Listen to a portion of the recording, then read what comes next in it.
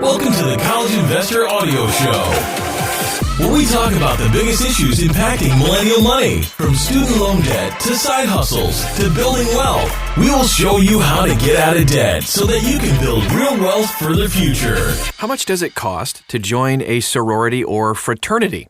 That is what we are considering today on the College Investor Audio Show. Thanks so much for being here. All right, so if you are considering joining Greek life, the biggest question on everybody's mind is, how much is this going to cost me? Every school, of course, is going to be different, but depending on where you go and the prestige of the organization you join, Greek life can run anywhere from like $1,000 to tens of thousands, no joke, of dollars every semester. This includes membership dues, room and board if you live in the house, as well as miscellaneous costs like your ticket to the spring formal or even participating in a philanthropy event. Before you join Greek life, you're going to want to crunch the numbers to make sure that it fits your budget. So here are some of the biggest costs to consider when joining a sorority or fraternity. First off, recruitment costs. Before you even join the thing, you've got to register for formal recruitment, also known as Rush. So this is a process where potential new members called PNMs visit different Greek houses. Rush lasts several rounds before culminating in bid day, when a Greek organization issues a formal invitation for a PNM to join their house. The registration fee for Rush can vary by campus. At the University of Alabama, for instance, well known for its Greek culture, a ticket to participate in sorority recruitment costs $375. Meanwhile, rushing a fraternity at a school like North Carolina State University is only going to cost you about $65. There are other expenses, too, associated with Rush that can increase the cost. You'll have to follow a dress code for each round of the process. If you're trying to join a more prestigious house, be prepared to fork over some cash to build a wardrobe around top-name designer brands. At schools where Rush is a highly competitive process, some PNMs go the extra mile by hiring professional consultants and even mentors. A sorority Rush consultant, for example, can cost upwards of, get this, $3,500. That means before you're even an official member of Greek life, you could wind up spending several $1,000s just to have the chance to join the organization. Let's talk about dues for a moment. Once you do become a member of a house, you'll be on the hook to pay dues. These dues go to the national organization you're a part of, the local chapter you're a member of, as well as dues to umbrella organizations like the National Pan-Hellenic Conference. New members can expect to pay higher dues during their first year as they transition from pledge to active member. Dues vary by house and can range from a couple $100s per semester to a couple thousand. Room and board. Aside from dues, room and board is one of the most expensive parts of joining a fraternity or sorority. Most Greek life organizations maintain residential houses. Rather than living on campus, you can live in your house instead. Depending on your house and the expectations of your campus, you may or may not have a housing requirement. In some cases, living in your sorority or fraternity house might be comparable to living in a campus dorm. In other cases, you might forfeit the opportunity to live in a cheaper off-campus apartment if you have to fulfill your sorority or fraternity's housing requirement. Most houses also come with a staffed kitchen, which means you'll be on the hook for paying rent and also maintaining a meal plan. Even if you don't live inside the house, you might still be expected to have some sort of meal plan, especially if a cheap chapter meal is included as part of your membership. Social events. So Greek life, absolutely, is best known for social events and parties. Whether it's spring formal or even a themed event, parties do cost money, as you can imagine. Some houses have a budget for social activities, but not everything is included. Formal events, for example, are usually hosted off campus. These are more expensive, and you'll probably have to pay out of pocket to even attend. Not to mention, you'll want to dress up for the occasion. If you're trying to figure out how much joining a fraternity or sorority is going to cost you, talk to existing members to get a sense of what their social expenses are. If you wind up joining a house that likes to party, it can cost you over the course of your college career quite a bit. And we move on to gear. So once you join a Greek organization, you're going to be expected to look the part too. Instead of wearing pink on Wednesdays, you might have to wear your Greek letters. Expect to pay out of pocket for hoodies, t-shirts, bags, and other gear to represent your organization. One important thing to note about this is that sororities and frats are ritualistic organizations. You'll have a dress code for chapter meetings, which includes wearing your badge. Depending on your budget, you can get a cheap badge or splurge on a Tiffany set badge. Just keep in mind that there's a lot of pressure in Greek life. You might feel the urge to buy gear that is outside of your budget just to fit in. And speaking of rituals, let's talk about fines.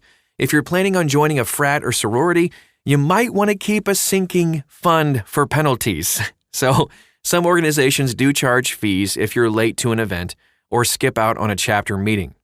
Think of fines in Greek life like getting a parking ticket in the real world. They're annoying, and you don't intend to get them, but, life happens, and you do. Which kind of leads into our next point, which would be hidden costs. In addition to formal events, you're also going to need to budget for informal, formal events, if that makes sense.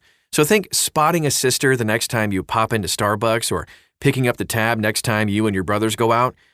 These are things you'd expect to pay for during your college career, but the cost can increase when you join a frat or sorority thanks to the social element of these organizations.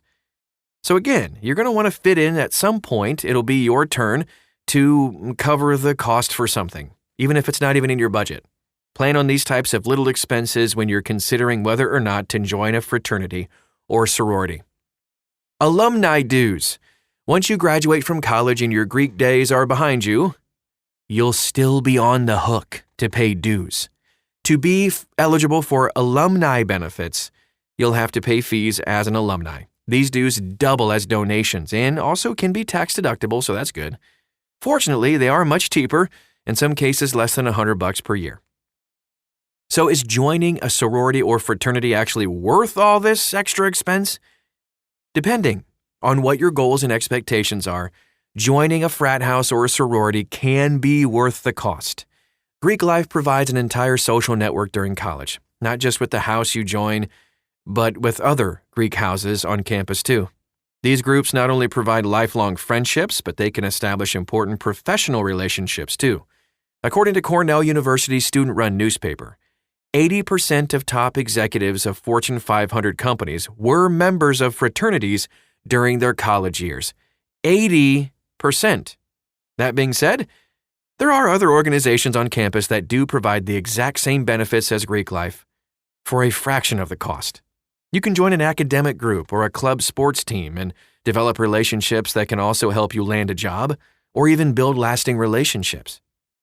So here's how to pay to join a sorority or fraternity. If you're just dead set on joining a frat or sorority and you just aren't independently wealthy, we get it, you're going to want to develop a plan to pay for it. The good news is you have lots of options. The bad news is not all your options are going to be good ones. So here are a few ways to pay for Greek life. You can be put on a payment plan.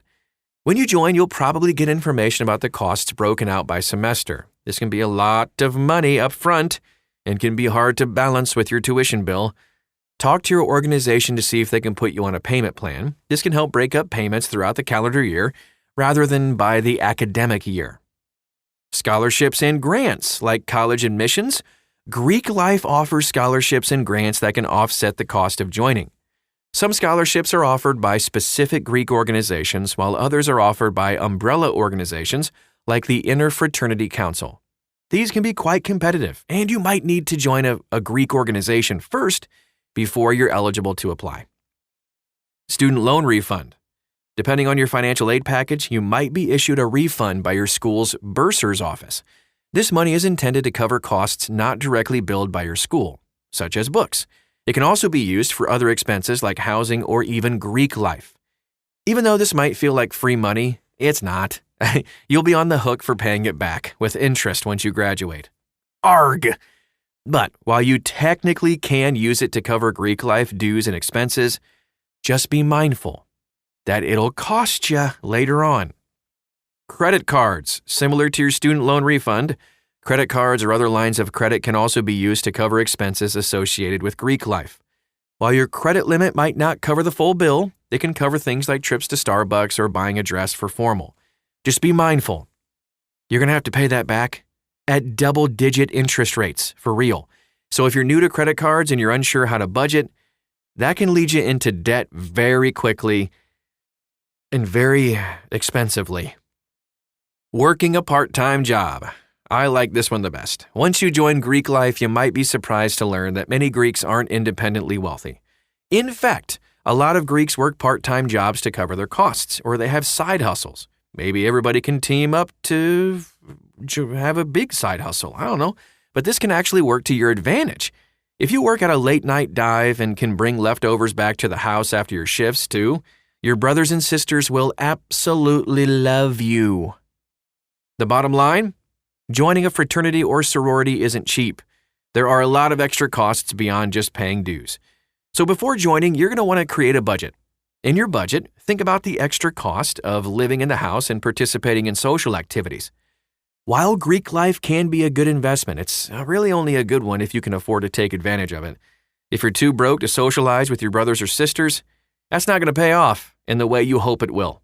But the good news is not all Greek organizations have to cost an arm and a leg. There are service organizations like Alpha Phi Omega and a whole host of social clubs on campus that provide many of the same benefits as Greek life for a fraction of the cost. Evaluate the costs and figure out what makes sense for you before joining.